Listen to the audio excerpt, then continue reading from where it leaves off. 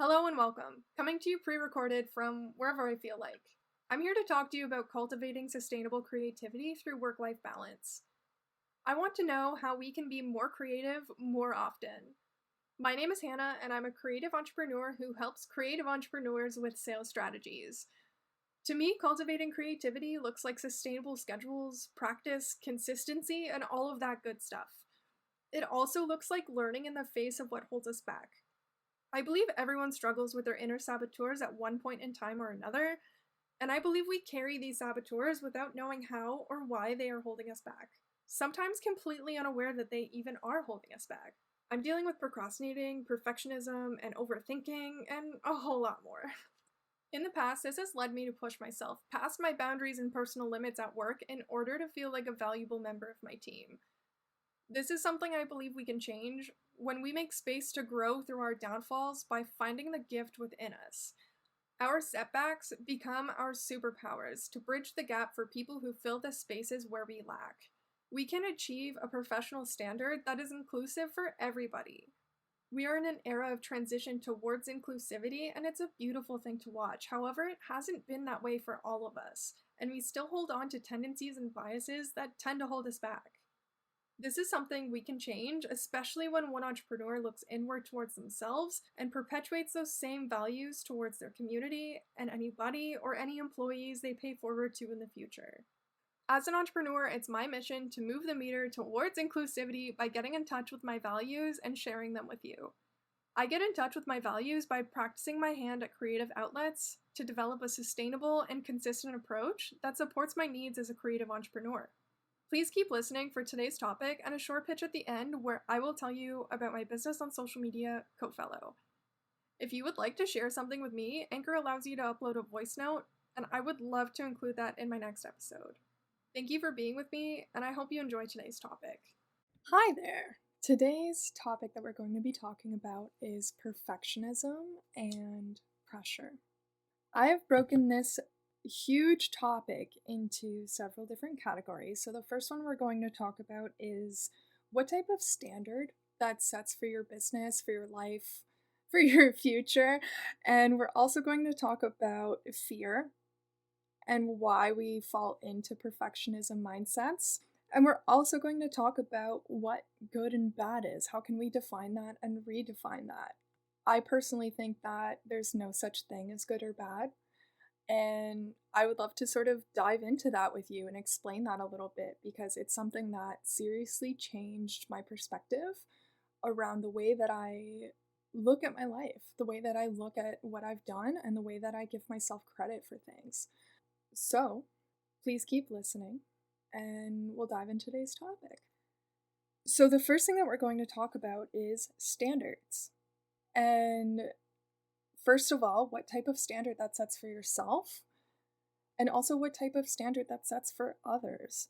So when you're a perfectionist, if you're unclear on what that means, typically a perfectionist needs things to be done a certain way.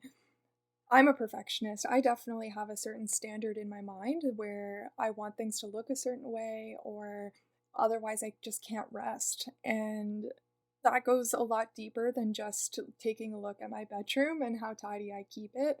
It also comes into play with my work. It also sets a standard for impossible competition with myself.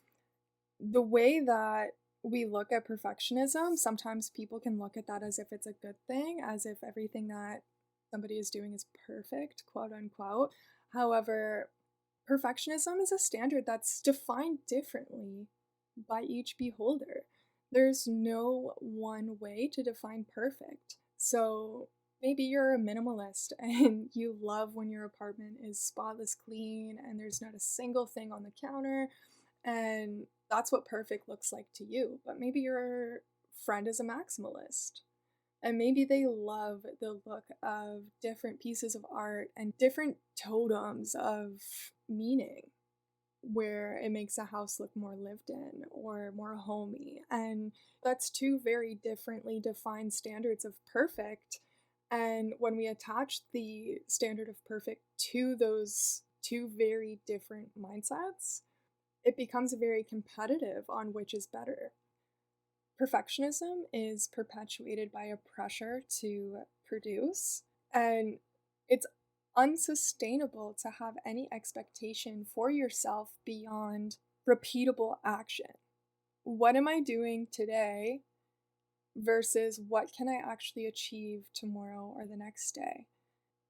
When it comes to my business and my business practices, one of my major goals is to leverage my business and to scale it to a point where I have more freedom of time and freedom of finances. And what that means to me is consistently taking a look at my schedule and the expectation that I have of myself and finding different ways that I can change that and leverage it so that it actually works for me and so that it becomes easier to do the exact same thing in the future. What perfectionism does is it creates this pressure to produce, but it also creates a pressure on partners to keep up. It creates a pressure that if, for example, let's say what's perfect to me is 4 days a week working 10 hours a day so that I can accomplish 3 days off for my weekend and experience that little glimpse of freedom of time now. But doing that amount of work and putting that amount of energy into my work, it creates that standard for myself. But I would also like to say that even when you are unaware, even when you don't see it, people are always watching you, and they're always, especially if they look up to you, they're looking to you for answers and examples of what it might mean to be successful to you or what it might mean to be perfect. And it creates a really, really huge discrepancy between the expectation of what a productive day looks like and what others might be able to accomplish. So having this standard of perfectionism can really, really be detrimental to not only your well-being, your schedule, it can also be detrimental to your relationships because nobody is perfect. And if you're expecting perfect, your imperfect friends might fear coming to you with their problems or anything that they think you might see as anything less than a perfect being. And nobody is a perfect being. It's not realistic. Helping others and being there for others and seeking support when you need it is the way that the world goes round. It's the way that we do business, and a business owner, they will have a solution to a problem that you really need. However, their expectation needs to be that you are going to doctor it and implement it in your own perfect way that might look completely different than they're originally intending. Like, let's say, for example, I'm working with a fitness coach. I absolutely cannot commit myself to a high intensity workout. I do stretches and yoga and things that help me wind down and also help me loosen up my joints and my muscles, and I will do some strength training as well. However, I am not committing myself to high intensity workouts. So if I'm working with a coach who has a program with high intensity workouts as their main point of exercise, then the way that I'm practicing what they're preaching might look completely different from what they're practicing. And they need to be ready for that. They need to be ready to accommodate that and also offer me solutions that suit my personal needs. Because it's never going to look exactly how they practice. If they're the expert, they're setting the expert example. However, it should not be met with a standard to produce and reproduce. I just believe sustainable, repeatable action is the best way to combat perfectionism. That moves me on to my next point about fear. I don't know if you find yourself in this position, but I find myself in this position sometimes, especially in those seasons of life where I'm kicking the sand and it's harder for me to get motivated or get things going. And there's sort of like two energies where I'm either overproductive and doing way too much, or I'm underproductive and I could definitely be doing a lot more to make my life easier for tomorrow. And sometimes I'll actually sit there and I'm stuck in task paralysis, I call it. And it's not that I'm being lazy, it's not that I don't see all of the things that I have to do, but sometimes your task list can just become so overwhelming that you sit on the couch, you flip through your phone, and the only thing that is running through your head is all of the million bajillion things that you remember you need to be doing. And then tomorrow, that list is still there, and you still have to do all of those things, but you also have a new list for your new day that you have to complete as well. So, sitting there and flipping through your phone in task paralysis just adds to the overwhelm, and it makes things pile up. And the best way that I have found to combat this is to step into messy action and decisive action. What is my top priority at the moment? And maybe I have too high of an expectation or a standard for myself for that day, and maybe I need to reevaluate that. And let's just say, for example, I have a huge pile of dishes in the sink, and it would be beneficial for me to complete those dishes. However, if I'm in a position where I'm feeling task paralysis and that molehill of dishes looks like a mountain of dishes, I can then set myself up for success for tomorrow. So something that I do is I will organize my dishes before I even do them. Like, this isn't what I do all the time, but when I am in a position of task paralysis, I'll just start and see how far I can go. And maybe I can only commit 5 minutes today. So I'll just make sure that things are in tidy piles and that all of the dishes from around the house, if any, are in the sink or close to the sink so that they're there for me when I do have the motivation to do it. And who knows how far you'll actually get with this. Maybe somewhere along the way you'll find the motivation to actually complete all of the dishes, and then you have a reason to be so, so proud of yourself. Motivate yourself from a place of love. Don't motivate yourself from a place of fear, because when you're motivated from a place of fear, you will continuously seek out scenarios that make you feel that fear so that you can get motivated. For example, maybe the fear is around competition, and maybe the fear is around what other people might think of you if you're anything less than perfect. And it creates a very, very toxic narrative in your head around a standard that is completely unattainable. You cannot be perfect. No one person on this planet is perfect. And if they try and convince you, they're lying. And truly, it comes from a fear of other people's opinion. However, every single person who shares their opinion with you, whether it is solicited or not, they're giving you that opinion without seeing your full picture. Opinions can be very, very helpful in regards to helping you find your perspective and helping you discern what you might want. However, you have to always consider the source where it's coming from. You can't take somebody's advice if they would never ever do what you're doing. Maybe you could. Maybe if it's sound advice and you can listen to it. But something that my dad has always said is when somebody shares an opinion with you and you don't want to agree with it, let it roll off your back like water off of a duck's back. Just don't buy into it. And let it go. Don't sit in it. Don't hold that as your own. A perfectionist spots problems that others wouldn't be able to see.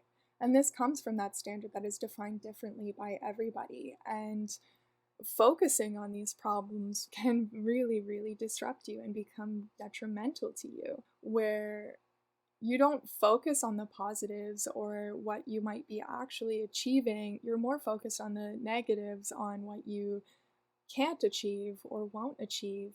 This is something that Tony Robbins has actually said on his platforms before. People overestimate what they can accomplish in 1 year, and they underestimate what they can accomplish in 10 years. You are not behind. Even if you feel like your situation is different than others, if you haven't met certain benchmarks in society, everybody has this secret narrative of what they want to accomplish with their life. However, you have to fall in love with the process. You cannot fall in love with the result of a standard that is not necessarily realistic anymore. The standard that you should be chasing is your standard for happiness and building a life that you can be proud of and that you love with your entire heart, and not focusing on the negative so that you can make that perfect, because you never ever will. There's no such thing.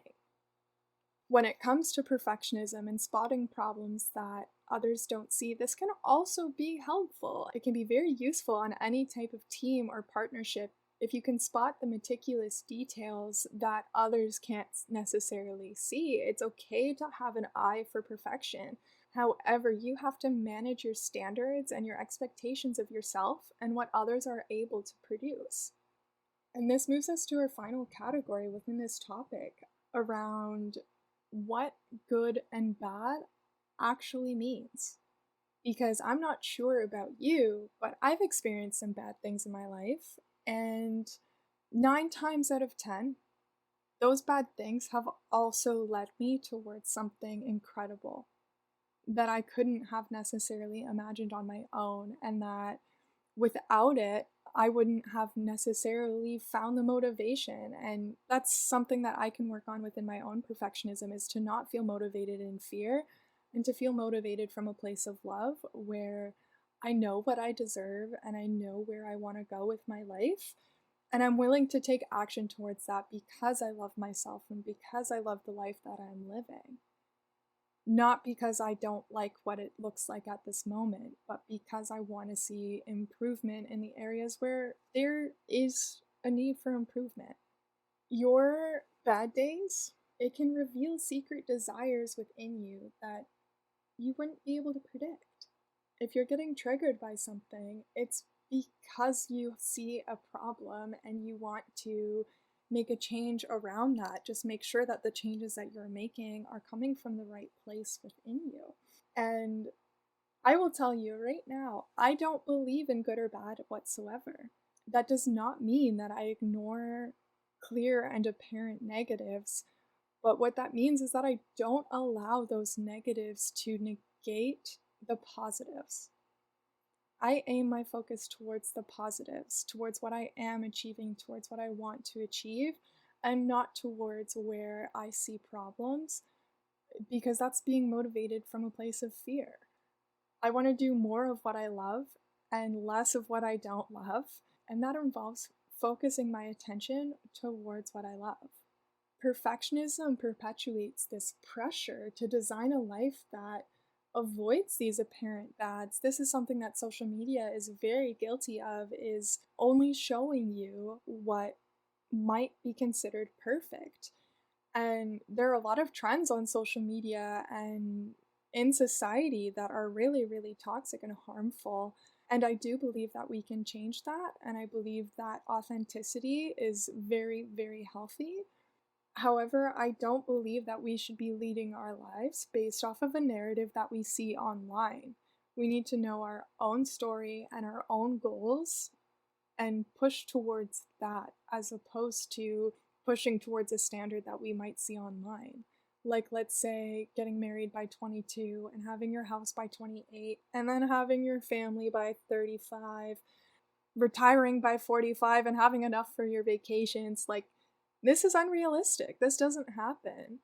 Unless you're very lucky. I can't say it doesn't happen. It obviously does, because there are people out there who post about it online. However, you need to take a look at your own journey and your own big picture and design your own game plan that you can be proud of, and design a life that you can be proud of, and not worry about the opinions of others and where they might be sitting in this journey. You have no idea what is going on behind closed doors with anybody, especially on social media. People don't show you the reality, they only show you what they think you might like to see. Not focusing on what's good and bad allows you to relieve this pressure from yourself. Things aren't good or bad, they just are what they are. And taking a look at the things in your life that you might be believing are good or bad, they can actually reveal hidden gifts within you. I have a strong gift for communication and sharing my story with others without needing to bring up the stories of the people who have affected me in my life, whether it be positive or negative. I can take responsibility for my own actions without needing to bring up somebody else's name. And this is why I feel comfortable speaking on a podcast where I can share my stories and I know that I'm not going to overshare because I trust myself, and I also can take accountability for the downfalls that I have had in my life. And in doing so, taking responsibility and accountability for the downfalls in your life will also help you really own those wins. You can't have the wins without the losses. Well, maybe you can, but it won't feel the same. You won't feel quite so proud of yourself if you are completely ignoring or avoiding those negatives. We need to find some way that we can look at negatives without them feeling so detrimental. And what that means is, if you think of the yin and yang sign, there's a little spot of light in the dark, and there's a little bit of dark in the light. There's always going to be harmony in both sides of this story. You can always find a secret gift in your hard times, and you can always find something wrong with your good times. But when you're focusing on the majority, it can help you keep your perspective. I believe that perfectionism really perpetuates pressure.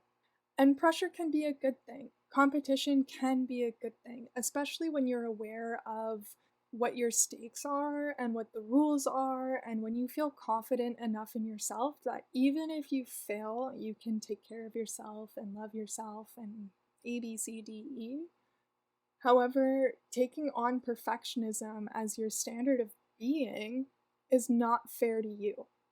Above all else, it really only hurts yourself, and that's not fair.